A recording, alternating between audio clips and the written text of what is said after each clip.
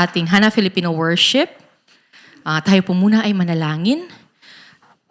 Panginoong Diyos na higit na makapangyarihan sa lahat. Maraming salamat sa oras ng pagsambang ito na yung pinagkaloob sa amin. Maraming salamat, Panginoon, na sa pamamagitan ng paggabay at kapangyarihan ng banal na Espiritu na gumagalaw sa aming bawat buhay, tunay na aming makikita ang mensahe na nais mo pong ipahayag sa hapong ito. Maraming salamat, Panginoon, na sa oras na ito, walang ibang may papahayag sa pulpitong ito, kundi ang katotohanan at ang kapangyarihan ng gospel. Maraming salamat, Panginoon, na sa oras na ito, kayo po ang tunay na mangunguna at magbibigay at mangungusap sa bawat isang nakikinig at kasama namin sa pagsambang ito. Maraming salamat, Panginoon, na tunay na ang iyong salita lamang ang tunay na sagot sa bawat aming buhay. At ito ay patuloy mo pong hinahayaan na maihayag sa oras ng pagsamba. Sa pangalan ni Jesus, ito pong aming dalangin. Amen. Welcome po ulit sa ating Hana Filipino Worship. Ang ating pamagat sa hapong ito po ay isang bagay na mas mabuti kaysa rito.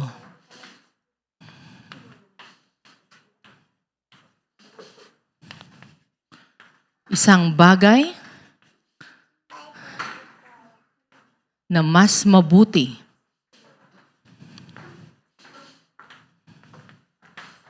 kaysa rito. At ang binasa natin sa hapong ito ay makikita sa Hebreo 4:6, 4 hanggang 12.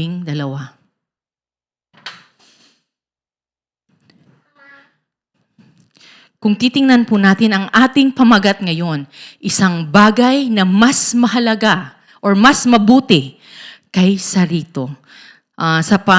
Kung titingnan natin sa pamagat pa lamang, meron pong kinukumpara na dalawang bagay. Ang mas mabuting bagay at ang mas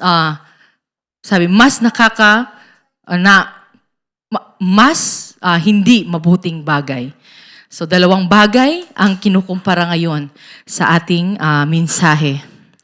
At kung babalikan natin ang binasa kanina sa ating salita, mula Hebreo 4 hanggang 8. Kung titingnan natin, merong gustong sabihin ang nagsulat ng Hebreo. Basahin po natin ulit ang nasa Hebreo 6, 4 hanggang 8. Nag-umpisa ang salita sa ganito, sapagkat paano pang magsisisi at manunumbalik ang mga tumalikod na sa kanilang pananampalataya. Sa salita na ipinahayag ngayong hapon, mula sa ika-4 na verse, binabanggit na merong mga tumalikod sa kanilang pananampalataya. At maaari bang tunay nating talikuran ang pananampalataya? Ngayong hapon, para sa panimula,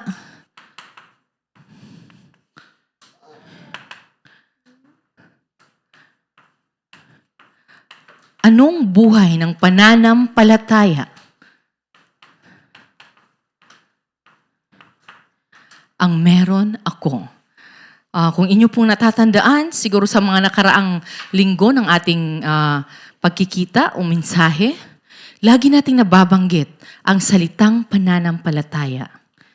Nung nakaraang linggo, saan nakabase ang ating pananampalataya?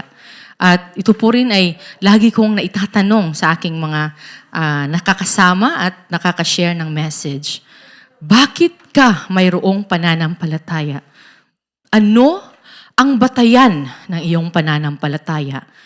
Saan nagmumula ang iyong pananampalataya? Ngunit sa binasa natin ngayon, kung titingnan natin, nasa Hebreo 6, 4. Sinasabi dito, Sapagkat paano pang magsisisi at manunumbalik ang mga tumalikod na sa kanilang pananampalataya? Dati naliwanagan na sila, nakalasap ng makalangit, nakaloob na naging kabilang sa mga tumanggap ng Espiritu Santo. Nakalasap na rin sila ng kabutihan ng salita ng Diyos, nakadama ng kapangyarihan ng Diyos sa lubusang mahahayag sa panahong darating. Kapag sila'y tumalikod, pagkatapos malasap ang lahat, hindi na sila maaari pang maakay sa pagsisisi at mapanumbalik sapagkat muli nilang ipinapako sa krus at inilalantad sa kahihiyan ang anak ng Diyos. Mula sa 4 hanggang 6, parang kini-question ang mga mananampalataya na nakalasap na ng biyaya galing sa pananampalatayang tunay na kanilang tinanggap, ngunit parang kanilang tinatalikuran ngayon. Kung titingnan natin, nasaan ba ako ngayon sa aking buhay pananampalataya? Ito ba ay buhay pananampalataya na patuloy na lumalasap sa kabutihan ng salita ng Diyos? Patuloy na nakakadama ng kapangyarihan ng Diyos? O ito ay buhay pananampalataya na mukhang tumatalikod na? Sabi dito, tumatalikod pagkatapos malasap ang lahat. Nasaan tayo ngayon dito? Ngunit kahit gayon pa man, ang pinahayag ng sumulat ng Hebreo 6, hindi pinapahayag ng Diyos na nais na niya tayong itapon na lamang pagkat nawala na ang iyong pananampalataya. Sa panahong ito, ang mga taga-Hebreo ay nasa ganitong uri ng pamumuhay ng kanilang buhay pananampalataya. Kaya ang naging pahayag sa mga salita na naririto ay hindi para itapon ang mga mananampalataya, kundi tunay na mapag-isipan, nasaan ba ngayon ang aking buhay pananampalataya? Nais ng Diyos na tunay na pag-isipan ko kung ako ba ay, nung ako ay naging mananampalataya, aking natanggap ang pag-ibig ng Diyos, aking natanggap ang pagpapatawad ng Diyos, aking natanggap ang mga biyaya bilang isang mananampalataya. Ganito pa rin ba ang aking kalagayan ngayon? O ako ay parang nandoon na sa sinasabi sa ika-6 na versikulo, na verse, na tumalikod na pagkatapos malasap ang lahat. Ito po ay napakahalagang tanong na dapat kong tanungin sa buhay ko ngayon. Sa aking buhay pananampalataya. Ako ba ay nasa bagay na mas mabuti o nandoon ako sa bagay na kinukumpara sa mas mabuti? So, ibig sabihin yung hindi mabuti. At itong lahat ay nakabase sa kalagayan ng buhay pananampalataya ko ngayon. At paano ba ako talaga tunay nagkaroon ng buhay pananampalataya? Sa pamamagitan ng grasya ng Diyos. Ang buhay pananampalataya na mayroon ako ngayon ay hindi dahil ginusto ko na magkaroon ng buhay ng pananampalataya. Ngunit itong lahat ay sa pamamagitan ng grasya ng Diyos. Ako ay nagkaroon ng buhay pananampalataya pagkatapos na ako ay tunay na makatanggap ng grasya ng Diyos na walang iba kundi si Jesucristo.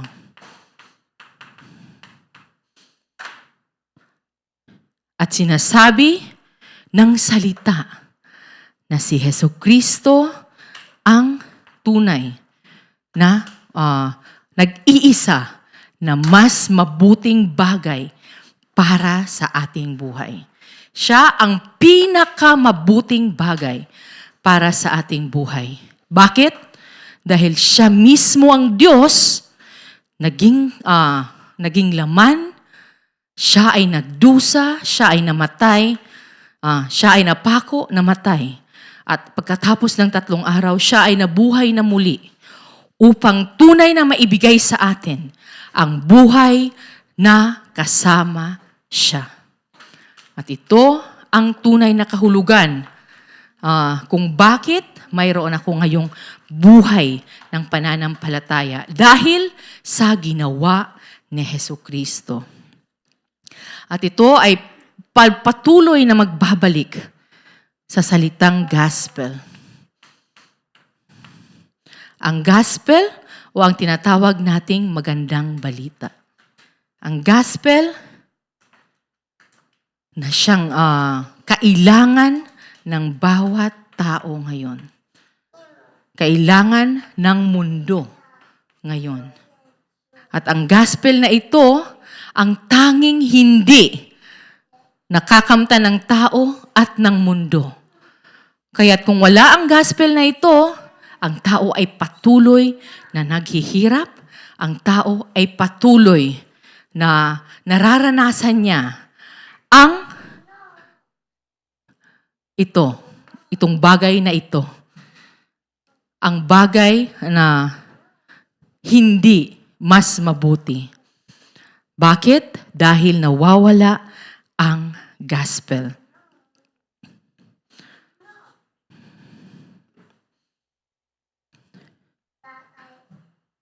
At ang buhay pananampalataya na meron ako ay saan nakabase? Ito ay dapat nakabase sa kaligtasan na aking natanggap mula kay Hesukristo. At ang kaligtasan ito ay dapat maging tunay sa aking buhay at magkaroon ako ng katiyakan patungkol sa kaligtasan na si Jesus ang tumapos ng aking 3 fundamental na mga problema. Ako ay nasa orihinal na kasalanan, ako ay nasa pagkahiwalay sa Diyos, ako ay nasa kontrol ni Satanas. Ngunit sa pamamagitan ng ginawa ni Hesukristo, ang aking fundamental na problema, ang aking espiritual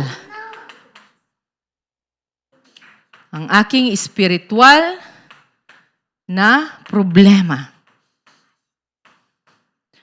ay lahat natapos sa pamamagitan ng kaligtasan na ibinigay sa akin ni Hesukristo. Kaya tunay nating titingnan ang ating sarili, masasaliksik ang ating sarili. Paano ba ako namumuhay ngayon bilang isang mananampalataya? Unang-una, nasaan ang aking katiyakan?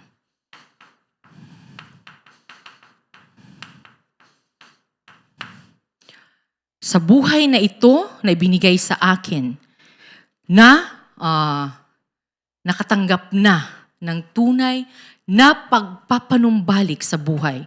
Mula sa kamatayan, ako ay mayroon na ngayong buhay. At ang buhay na ito ay buhay na walang hanggan na kasama ang Diyos. Nasaan ngayon ang aking katiyakan? Maraming tao ang hindi malaman kung nasaan ang kanilang katiyakan. Bakit? Unang-una, ang katiyakan nila ay nakatuon sa mga maling bagay.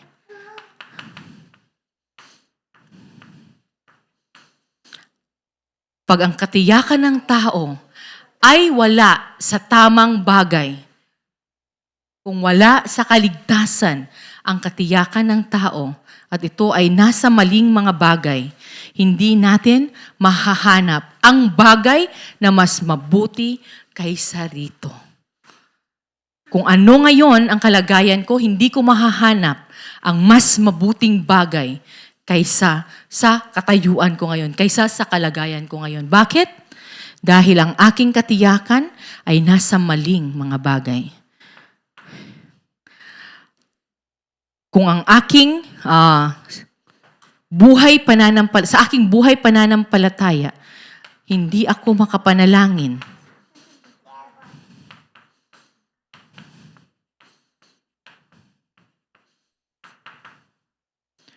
tunay na hindi ko masisigurado na ako ay may katiyakan na sa kaligtasang aking natanggap na. Kung ang buhay ko ay hindi makapanalangin, hindi maaaring gumana ang tunay na kahulugan ng panalangin na nais ipahayag sa akin ng Diyos. Ano dapat ang panalangin ng isang mananampalataya? Ito ay dapat nakabase sa kagustuhan ng Diyos. Ngunit dahil walang katiyakan ang mga tao o kahit ang mga mananampalataya, hindi nila tunay na magawa ang panalangin.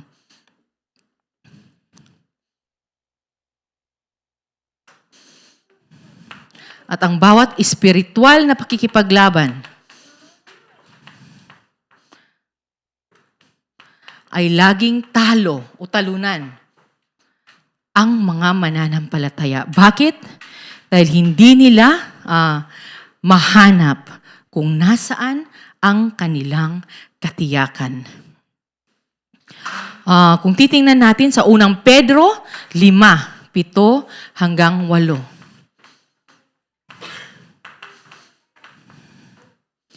Ano ang nais ipahayag ng salita? Basahin natin.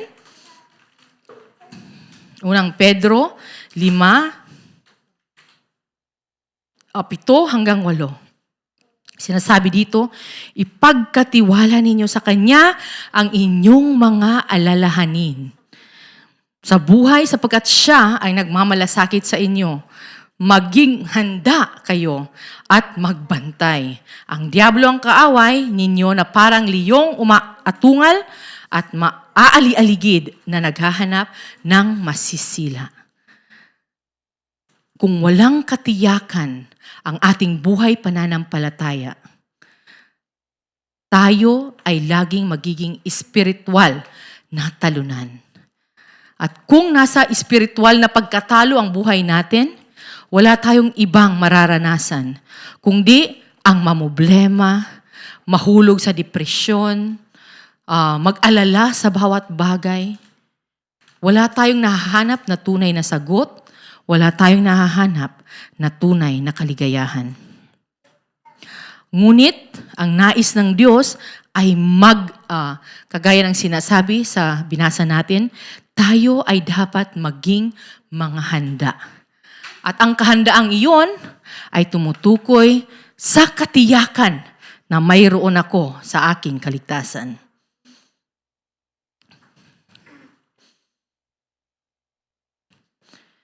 Ang buhay natin ay dapat hindi magpatuloy na walang kaugnayan sa pagpapala ng Diyos. Ang buhay ko na hindi nagtatamasa ng pagpapala ay ibig sabihin,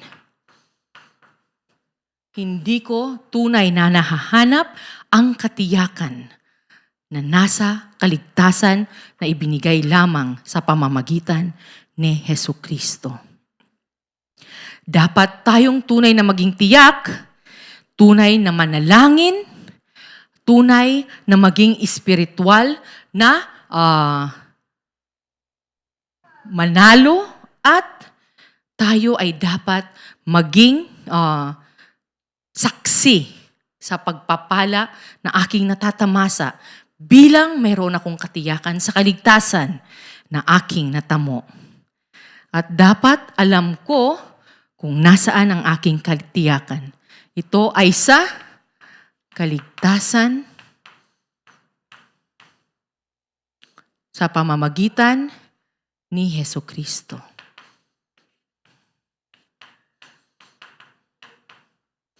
At hindi dapat ito nasa mga bagay na walang kabuluhan o sa mga bagay na walang kaugnayan sa ginawa ni Jesus para sa atin. At sa pagpapatuloy,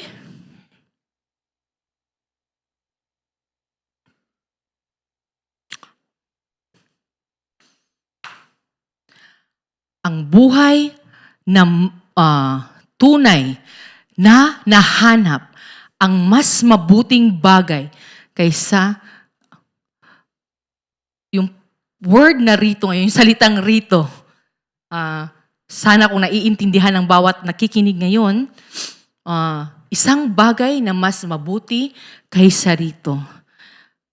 Mayroong nais ipahayag ang Diyos sa bawat isa sa atin na may bagay na pinakamabuti kaysa sa bagay na iyong pinanghahawakan ngayon. Dapat nating maintindihan na may bagay na mas mabuti o pinakamabuti kaysa sa bagay na pinaglalaanan ko ng aking panahon ngayon, ng aking oras, ng aking iniisip, ng aking lakas. At kung titingnan natin, nais ko pong basahin ang katiyakan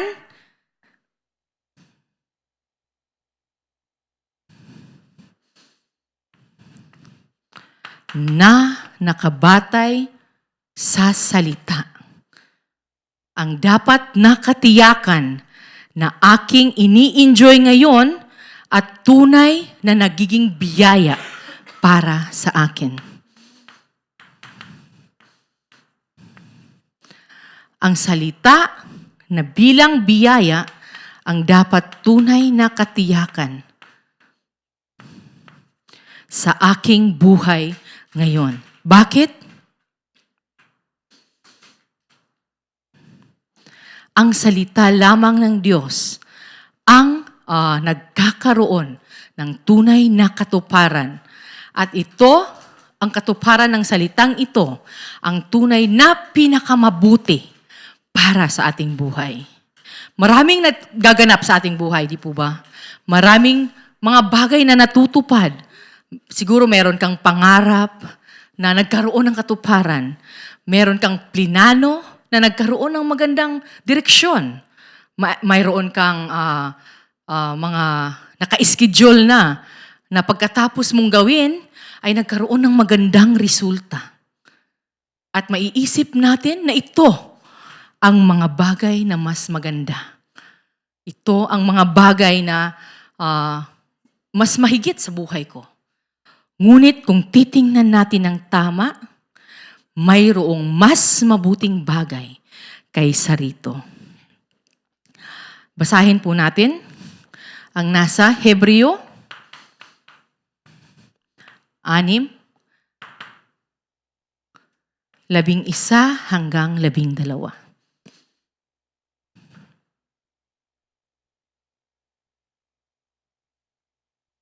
Nasa Hebreo 6, 11 hanggang 12. Basahin po natin ng sabay-sabay. Ang nais namin ay patuloy na magsumikap hanggang wakas ang bawat isa sa inyo upang makamtan ninyo ang inyong inaasahan. Kaya't huwag kayong maging tamad. Tularan ninyo ang mga taong dahil sa kanilang pagtitiis at pananalig sa Diyos ay tumanggap ng mga ipinangako niya. Amen. Kung babalikan natin, ang nais ng Diyos ipahayag sa salita niya ngayon ay tunay na manatili tayo sa kanyang salita. Manatili tayo sa kaligtasan, sa katiyakan ng kaligtasan na kanyang binigay. Bakit? Ang tunay na pag-asa ay nagmumula sa salita ng Diyos. Ang tunay na pag-asa ay nagmumula sa pagtupad ng Diyos sa kanyang salita. Kahit napakagandang bagay ang nangyayari sa buhay mo ngayon, kung hindi ito nakaugnay sa salita ng Diyos, wala itong papupunta. Ang resulta nito sa huli ay sasabihin nating hindi pa rin maganda O sa katapusan, ito pa rin ay mga bagay na pagsisisihan mo sa huli. Ngunit kung tayo ay tunay na nagpapatuloy sa pagsusumikap, na tunay na makamtan ang inaasam-asam natin sa loob ng salita ng Diyos. Ibig sabihin, ang buhay ko ay tunay na nakaugnay sa plano at kagustuhan ng Diyos.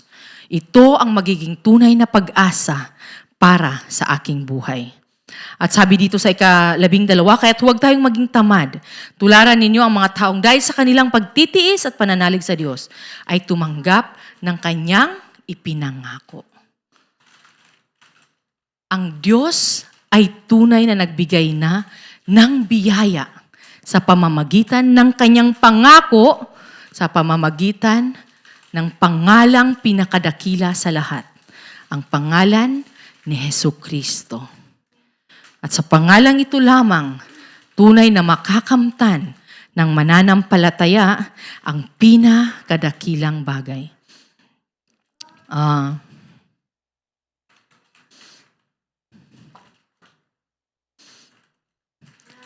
Kung iisipin natin sa kabuuan ng mensahe, ang buhay ko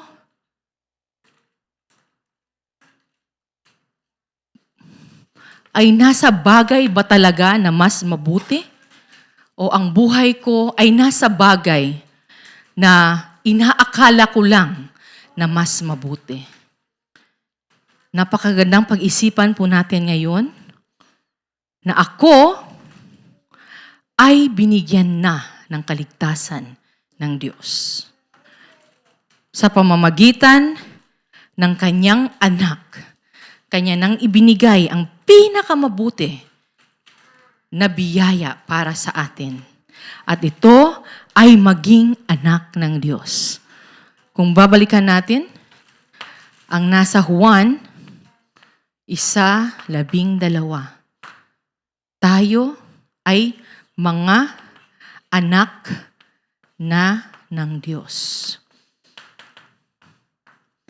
Tayo ay kanyang tinawag na bilang kanyang mga anak. At sinabi niya sa kanyang salita, ngunit ang lahat ng tumanggap sa kanya, na sumasampalataya sa kanyang pangalan, ay binigyan ng karapatan na maging mga anak ng Diyos. Ang pinapahayag sa salita ng Diyos ay ang tanging biyaya na naglalaman ng kapangyarihan at katuparan. Walang iba na mas mabuti pa kaysa salita ng Diyos. Ito ang tunay na pag-asa para sa bawat isa sa atin. Ito ang tunay na kapangyarihan para sa ating mga buhay. At sinasabi, lagi na po natin itong nababanggit, ngunit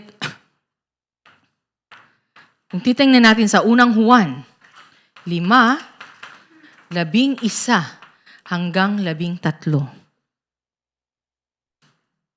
Basahin po natin.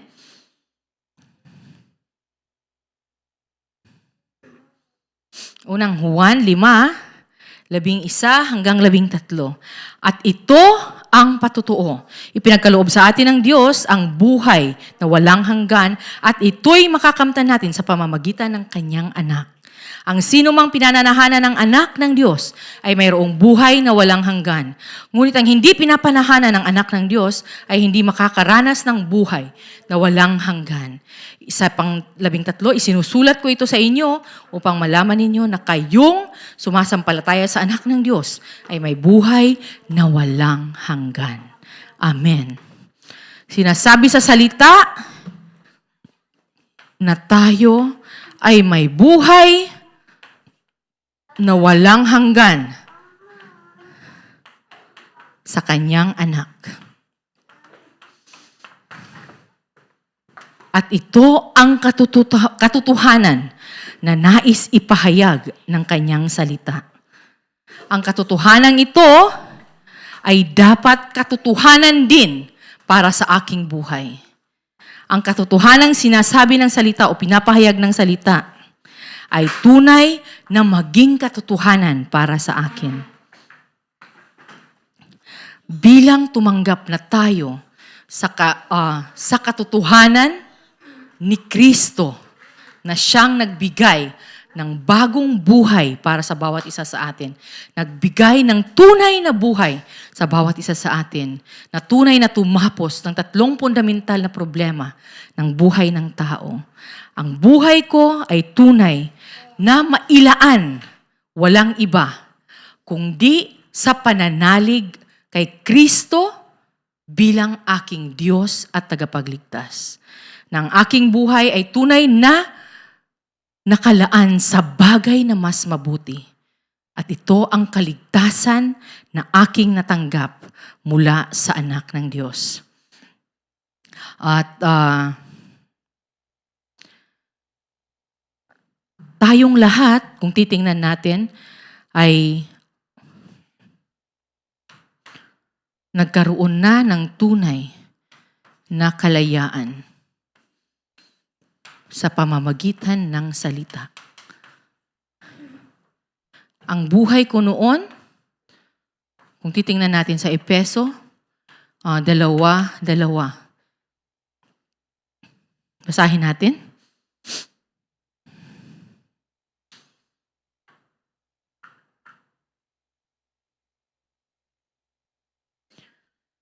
Ang aking buhay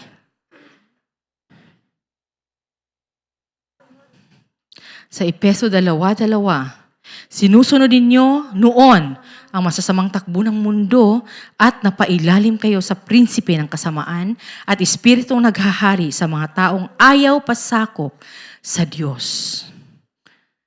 Ganito ang buhay na mayroon tayo noon. Ngunit, kung ipapatuloy natin, nasa Efeso 2:6. Dahil sa ating pakikipag-isa kay Kristo. 6-7. Tayo'y muling binuhay na kasama niya upang mamunong kasama niya sa kalangitan. Ginawa niya ito upang sa darating na mga panahon ay maipikita niya ang di masukat na kasaganaan ng kanyang kagandahang loob sa pag-ibig niya sa atin sa pamamagitan ni Kristo Jesus.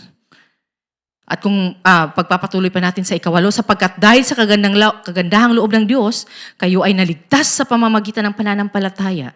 At ang kaligtasang ito ay kaloob ng Diyos at hindi sa pamamagitan ng inyong sarili. Amen. Sa pamamagitan ng pananampalataya, ako ay nagkaroon ng tunay na kaligtasan.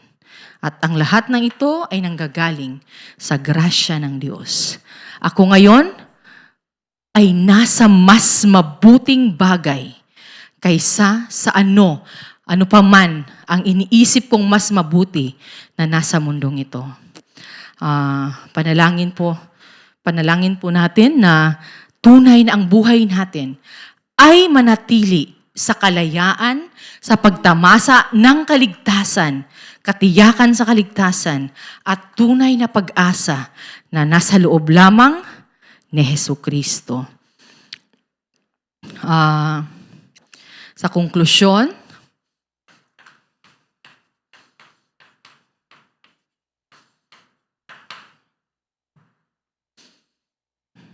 basahin natin ang nasa 1 Pedro 3. No.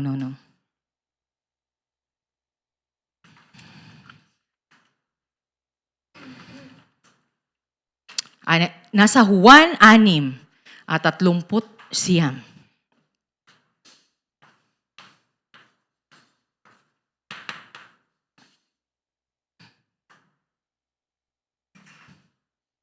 Nasa Juan 6:39.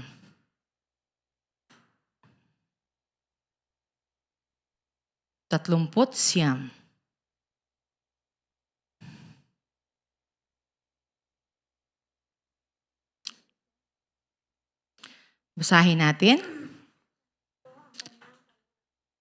At ito ang kanyang kalooban, ang huwag kong hayaang mapahamak ang kahit sino man sa mga ibinigay niya sa akin, kundi ang buhayin ko siyang muli sa huling araw.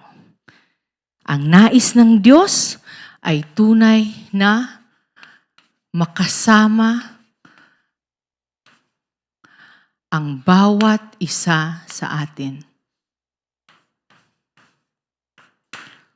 Ang nais ng Diyos ay walang kahit sino man ang mapalayo sa Kanya.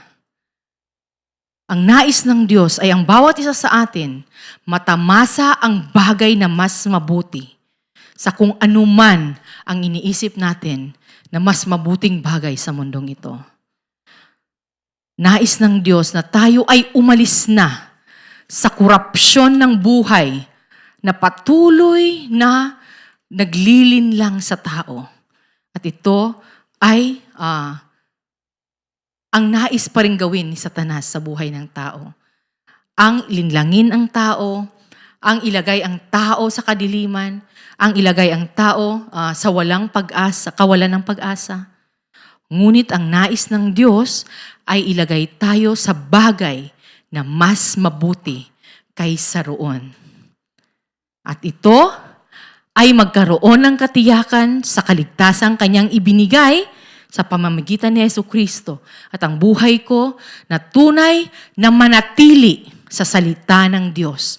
Pagkat sa pamamagitan lamang nito, tayo ay makakatamasa na kasama ko ang Diyos hanggang, sabi dito, kundi ang buhayin ko siyang muli sa huling araw. Nais ng Diyos na tunay tayong makasama niya hanggang sa huling araw. Tayo po ay manalangin. Panginoon, maraming salamat. Pagkat ang kagustuhan mo, Panginoon, ay tunay na manatili kami sa nakasama mo hanggang sa huli. Maraming salamat, Panginoon, na patuloy mong ibinibigay ang iyong salita at ang salitang ito, Panginoon, ang tunay na maging basihan ng aming buhay pananampalataya. Ito ang maging basihan ng aming buhay upang mas maranasan namin ang bagay na mas mabuti kaysa sa anumang kabutihan meron ang mundong ito, Panginoon. Tunay na ikaw ang maghari sa aming buhay. Sa pamamagitan ng kapangyarihan ng banal na Espiritu, tunay na magkaroon ng paggabay ang aming buhay at mahanap namin ang pinaka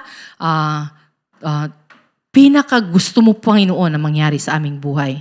Ang tiyak na misyon na nais mong maganap at matupad sa bawat buhay na mayroon kami. Sa pangalan ni Jesus, ito pong aming dalangin. Amen.